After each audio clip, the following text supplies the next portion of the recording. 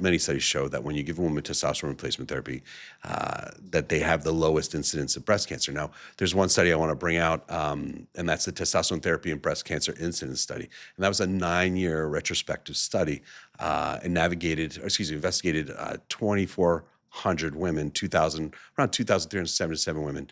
And it was pre and postmenopausal, and they were given testosterone, and then the postmenopausal were given testosterone with estradiol. And they were followed for 9 years and watched for incidence of breast cancer. And what we found there was fascinating.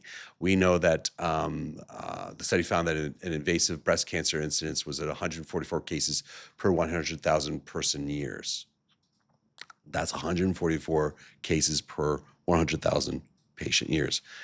What's interesting, what's important about that is it's substantially less than the normal range for a person who's never received hormone replacement therapy.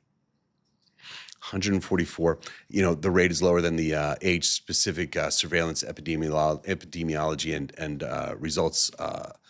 They had an incidence of 223 per 100,000. We also had the placebo arm of the Women's Health Initiative, and that had 330 cases per 100,000. So using testosterone is a 50% reduction in many cases of incidence of breast cancer. That's big. That's a lot of women they studied. That's for a long period of time. That's just one study I just pulled up. So using testosterone in women pre and post menopause can reduce between 30 and 50% their incidence of breast cancer. That's amazing. That's something we should all be happy about.